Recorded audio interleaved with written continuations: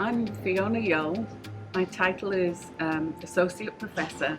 I'm in the Department of Pharmacology, but I have a secondary appointment in the OBGYN department. So my lab investigates nuclear factor kappa B, which is basically a set of proteins that control events that happen in a cell.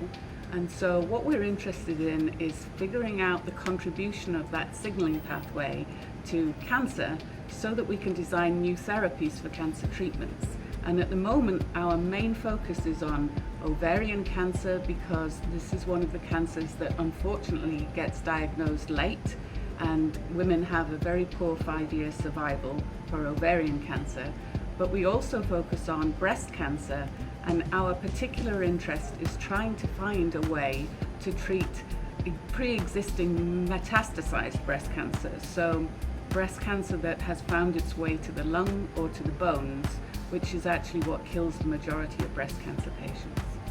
So for a long time, we were very interested in the tumor cell itself, which is called an epithelial cell, and how to impact its behavior. But now we also know that there are other cells in that environment, immune cells, that are supposed to help protect you, but occasionally get subverted to help the cancer cells survive themselves. And so we've generated this kind of toolbox that lets us tinker with this signaling pathway in the tumor cells themselves to ask, how does that initiate cancer? How does it start the progress? How does it support the survival of those cells? But also, how does that signaling pathway in an immune cell that's supposed to be helping you get pulled in a different direction and start to help the tumor cells? But if we understand that, is there something that we can do to push those cells back so that they actually recognize those tumor cells as the bad guys and delete them? That's the real dream. If we could get the immune system to recognize a tumor cell that it's sitting next to and kill it, even in a small metastatic site, then that would really impact patients. What I feel is my role is to try and create a safe environment where people can do their best work and make their best contributions to this area. So I have a little saying, I used to have it on a post-it note on my computer, and it says, inspire, be inspired, inspire. And so my hope is that when people come into our environment, I can inspire them to be excited by the research. Then these young people inspire me, and then my goal is to then keep the cycle going and to inspire more people. So I think encouraging people to do their best and create an environment where everybody works well together is what I'm trying to achieve. So I think I'm naturally a very curious individual, and I also, unfortunately, like so many people, have had friends and family pass away from cancer. But I find the puzzle of trying to find more information absolutely fascinating. I'm a sort of nosy individual. I'm not designed to be an MD or a clinical person. I know my strengths and my weaknesses, but I really hope that I can find some interesting pieces of information that slowly put the puzzle together and eventually help a patient. Basic science research is absolutely critical if we're going to alter outcomes for patients. And so biology is very complex, and there's a lot of signaling and a lot of interactions between different cells and cause and effect. And in order to actually try and make a change and adapt something so that we have a better outcome for a patient, what we need to do is understand the machine. We have to understand the cogs and the wheels in order to make a change in one component that eventually will impact a patient in the clinic. And sometimes, we think we have an idea. It turns out not to be the correct idea, but that turns out to be the much more interesting finding.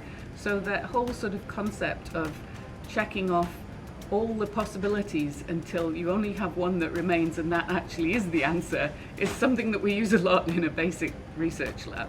So in order to perform our research, we need funding. And limited funding is a critical problem in our environment. We end up spending a lot of time trying to write grants to bring in the funding to be able to do the research. Without money, we can't pay for the people and we can't pay for the supplies that we need to address the questions.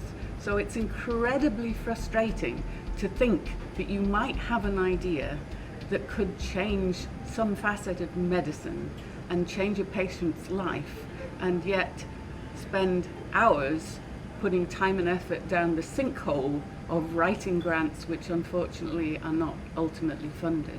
However, one thing that can make a difference is there are fortunately some private individuals that occasionally will step forward and provide the bridge or the stepping stone that lets those of us who feel we have an exciting idea move that idea forward until that lucky day when we get good news about a grant being funded.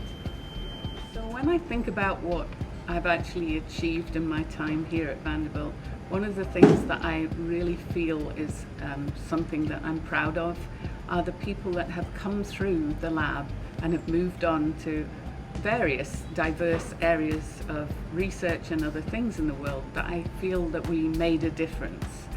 And then there's another component in that we've made a lot of different models of mouse models to ask questions, and we've handed those mouse models out to investigators all over the country and sometimes actually in other parts of the world, and they have thus expanded the reach of what we've actually managed to do because they're asking different questions with our mice. In 1995, I came to Vanderbilt because I was dating somebody that I'd been dating for a while in the UK, and he decided he wanted to put working in America on his resume.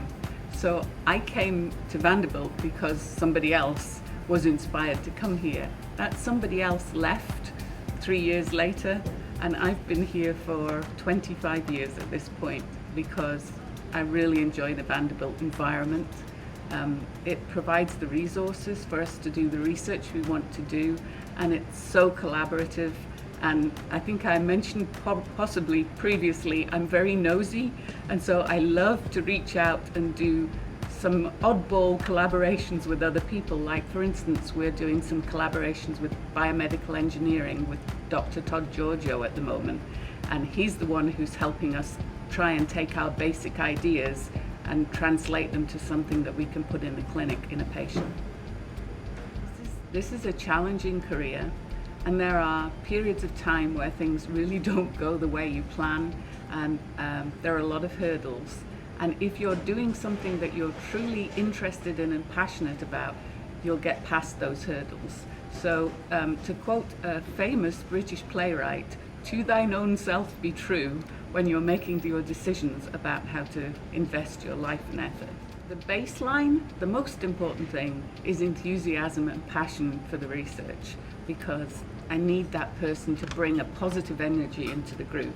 And I have a very small group, and it's very important to me that people are excited about being here, interested in trying to find an answer, and that they actually can work well together.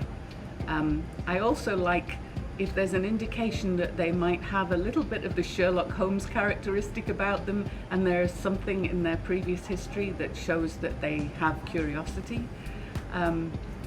Also, if people have overcome some kind of challenge previously and shown that they have determination to overcome problems, that can be a very valuable resource in the basic science research lab.